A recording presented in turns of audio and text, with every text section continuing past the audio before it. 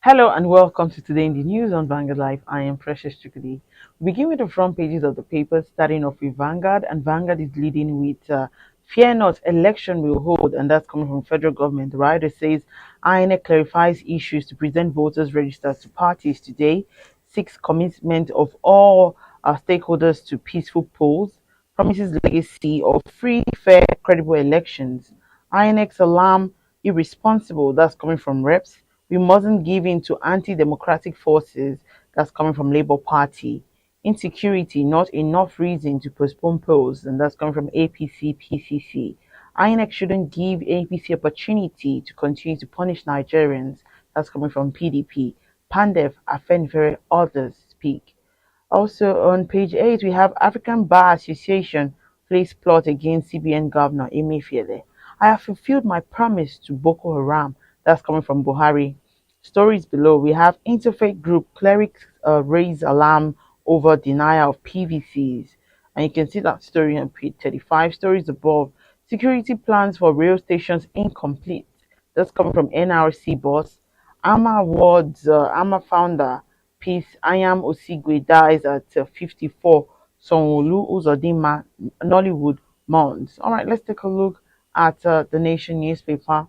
And the Nation is leading with Buhari, what Nigerians stand to gain from Tinubu Shetima.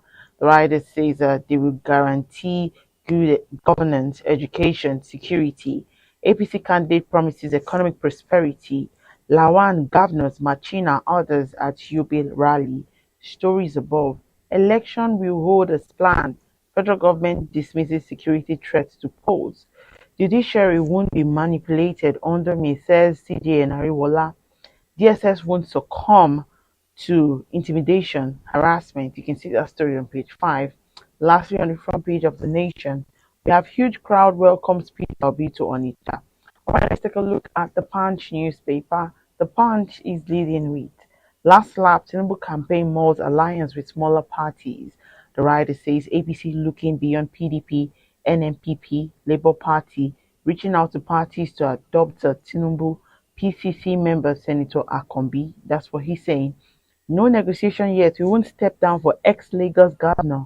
That's coming from Accord Party presidential candidate. You can also see a photo story showing blackout at 16 die in California flooding. Two female suspects detained over Lagos missing baby. And on page 36, we have Nigerian passport falls by 38 places in global ranking. Federal government shortlists 139 bidders for gas project. Stories above, gunmen attack NDLEA operatives, soldiers, rescue Lagos Baron. NSCDC mounts as Kaduna bandits kill 7 officers. Lastly, on the front page of the Punch newspaper, we have Obi promises to negotiate with Biafran agitators. All right, we move straight to the Guardian newspaper. The Guardian is leading with Naira redesign policy comes under pressure. The writer says 27% of Lagosians yet to sign new banknotes. Customers seek 6 months extension of January 31st deadline. CBN under pressure to extend old note demonetization. Bankers making bricks business overlapses as VIPs mop up available volume. And the stories above, we have President Doctors' Rights Government on impending nationwide strike.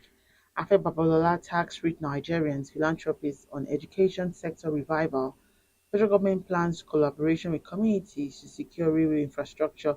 And lastly, on the front page of the Guardian newspaper, we have 2023 election as insecurity stokes fear. Federal government allays concern over cancellation. And that's all we can take on the front pages of the papers. Join us after the break. We'll be right back. All right, welcome back. And if you're just joining me still today in the news on Vanguard Live, I am Precious Chukudi. Joining me to talk about some of the stories, we'll be speaking with our first correspondent, and that's Sonny Daniel. Good morning. Can you hear me? Yeah, good morning. Yes.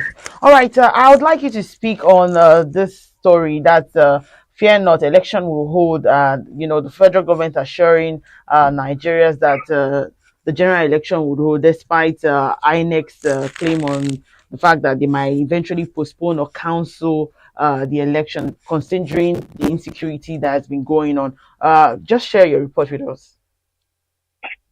Well, the country is facing a lot security challenges, and it is within that context that the INEC, as the institution that is saddled with the responsibility of conducting election, made that raised that alarm. And I don't think that it is out of place for INEC to have said that, because we have been seeing in recent times where INEC facilities, offices, openly destroyed and some people killed. We have seen in some places where people went to collect their cards or do some one thing or the other and they were attacked. Yes, it is therefore not out of place for INEC to arrest that alarm. But the point is that a national election such as is being planned for 2023 cannot and should not be shifted or postponed for any reason. In any case, why should insecurity overtake a country as big as Nigeria? It's it's it's it's almost out of place to begin to think like that. And I'm happy that yesterday at a press briefing, the Minister of Information, Alhaji Lai Mohammed, made a strong statement to the fact that nothing would change that election as planned, and that the security agencies have been put on their legs to ensure that nothing threatens the planned election. And we know that, having said that, the country should not be taken by surprise, because the elements who are out to cause trouble will not relent. But it is left for the government to increase the level of security around INEC facilities and its personnel to ensure that the election is held as planned. No non-state actor should, for any reason, overtake the government. All right. Looking at the attacks on INEC offices, looking at the situation on ground, can you really say that we are ready, to go ahead with the elections? Well, I think the country is ready. We have seen it before. If this is not the first time election is to be conducted in Nigeria, if the government could at that time stem the tide of terrorism in the north and conducted the elections in 2015, conducted another round of election in 2019, and they have even done better in checkmating the terrorists. So why can't the same government mobilize the more, put in more effort to ensure that the election is conducted as planned? So I think it's not impossible. Hmm. All right. We've been hearing that some, factions have been talking basically about, how they think that insecurity is not enough to postpone the election. Can you share more on that? Well, like I've said, it is not out of place for people to begin to express doubts when it appears as if non-state actors have overpowered the state. But I don't think that that is possible. If the government takes note of the areas that have been threatened repeatedly, something should be done to ensure that the people will vote. I don't think that there is any part of Nigeria where anybody does not want a new set of people to emerge, where they don't want people in the House of Assembly, where they don't want people as senators and House of Reps members. I don't think that there's any part of Nigeria like that. So the threats are always there, and they will always be there. But it is important and imperative in this case for the state, no person, no group, whether known and unknown, should be more powerful than the military the police and all the security agencies in Nigeria, they should be able to checkmate any attempt to truncate the election. Because if you don't have election, you are moving into anarchy. And if you don't have election, they will say, okay, we have gone into dictatorship again. What form of government are we looking for? So I'm very certain the election will hold. Hmm. There are obviously talks that the federal government should actually be looking into containing the activities of non-state actors. But looking at the fact that we do not have enough policemen to be at different INEC offices, how do you think that maybe the government can actually solve these issues? Well, I've asked questions many times about the number of policemen, the number of security personnel that Nigeria has as a country compared to the high population. And each time we have been told that they have more people to do. And if there is any shortfall, government is actually recruiting. And I do know that the police are still recruiting, even though the process is not complete. And then all the agencies are recruiting. So it's important for us to have hope as a country. Because if everybody begins to be to despair, it could lead to a situation where the same Nigerians, if the same election is postponed, they will impute another meaning. So it is not something that we should even begin to think about postponement or whatever. All right, thank you, Sonny Daniel, for that insightful report. We want to talk to our next correspondent. He's going to be talking about interfaith groups, clerics raise alarm over denial of citizens PVC. Am I on to John Bosco, please? Yeah, on. Yes, I'd like you to share your report on that story, please. Yesterday, the period we are into now, every Nigerian is concerned. So some religious leaders, that's the interfaith group, under the platform of Community Life Project, Reclaim Niger, in collaboration with religious leaders yesterday in Abuja, addressed the press, and then they raised some germane issues as regards the coming election. They also raised some concerns on the collection of PVC, which they think that if nothing is done to address them, it may jeopardize or affect the smooth running of the exercise. The leader of the group was Reverend Dr. Israel Akanji. He's the president Nigerian Baptist Convention and also president All African Baptist Fellowship.